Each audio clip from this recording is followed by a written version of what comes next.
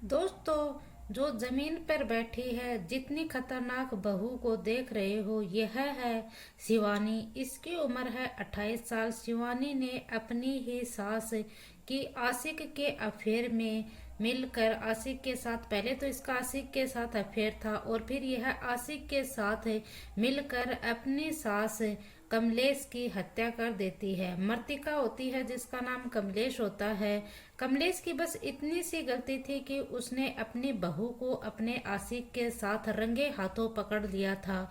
उसी बहू को जिसने शादी के महज 6 महीने बाद ही उसने एक बेटे को जन्म दे दिया।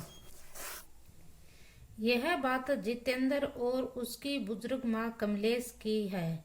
उसने सदमे में कम नहीं था। जितेंद्र समझ ही नहीं पा रहा था कि वह खुश हो या दुखी, क्योंकि आमतौर पर वह 8-9 महीने में जो बच्चा पैदा होता है वही सिर्फ जो उसकी पत्नी ने 6 महीने में ही हो जाता है।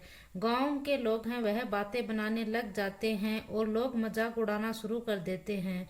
जब जितेंद्र है उसने अपने जो सच्चाई है उससे पूछा शिवानी से, तो फिर शिवानी ने यहाँ पर एक चौंका देने वाला खुलासा किया।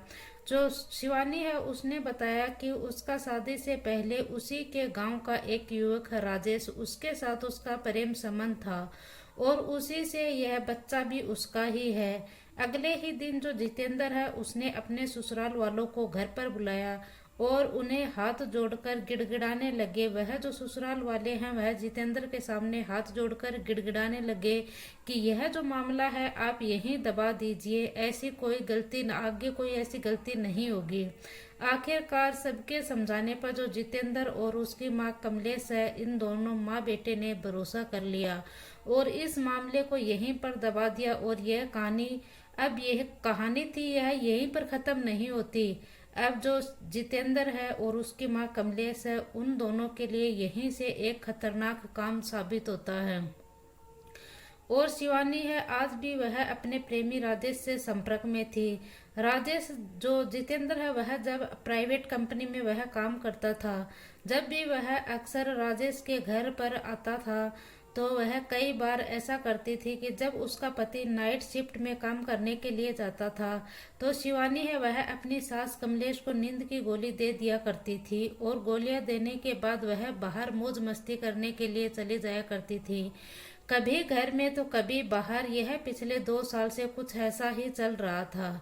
दिन रात वह फोन में बातें करने के लिए लग रही थी और अलग अलग गलत गलत हरकतें करती थी। कई बार वह समझाने की कोशिश भी कर रहे थे, लेकिन शिवानी है वह उनको ही उल्टी गाली गलौज करने पर उतर आती थी। लेकिन जो कमलेश है उसने अपने बेटे को कभी नहीं बताया, क्योंकि वह नहीं चाहती थी कि उसका जो बेटा है वह तनाव में आए और नौकरी छोड़ दे। और वह जो जितेंद्र था वह कमलेश का इकलौता बेटा था, घर में कमाने वाला वही होता है।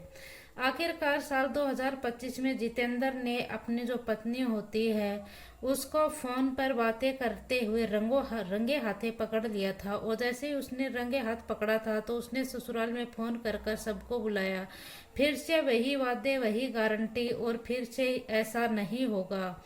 ससुराल वालों का यही कहना था कि इस बार जितेंद्र ने ऐतराज जताया और सारी गलती को बुजुर्ग माँ कमलेश पर डाल दिया। और फिर से किसी तरह से कर कर यह मामला फिर से यह घर के अंदर ही दबा दिया जाता है।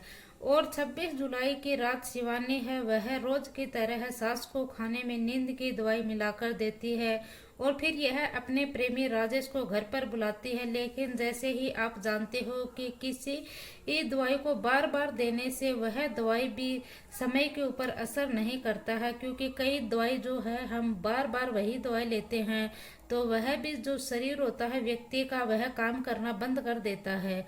वह दवाई शरीर के ऊपर कोई काम नहीं करती है। उसी रात भी कुछ ऐसा ही हुआ। शिवानी अपने प्रेमी के साथ रंगरलियां मना रही थी, तभी अचानक 50 साल की जो कमलेश है उसने वह कमरे के अंदर आ जाती है और कमलेश कुछ बोल पाते कि उससे पहले ही शिवानी और जो उसका प्रेमी राजेश है उसने कमलेश को पकड़कर जमीन पर गिरा दिया और तकिए से उसका मुंह है वह दबा दिया। करीब 3 से 4 मिनट दोनों ने उसका गला दबाए रखा और मुंह दबाए रखा। उसकी सांस थी वह थम चुकी थी।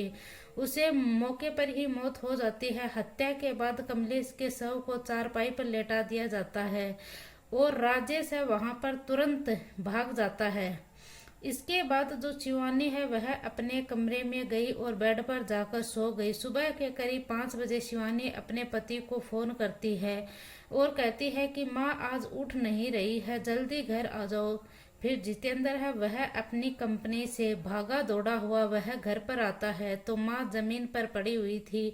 वहां पर आसपास की भीड़ थी वह जमा थी। पोस्टमार्टम हुआ लेकिन पोस्टमार्टम रिपोर्ट में दम घुटने की मौत की वजह आई थी।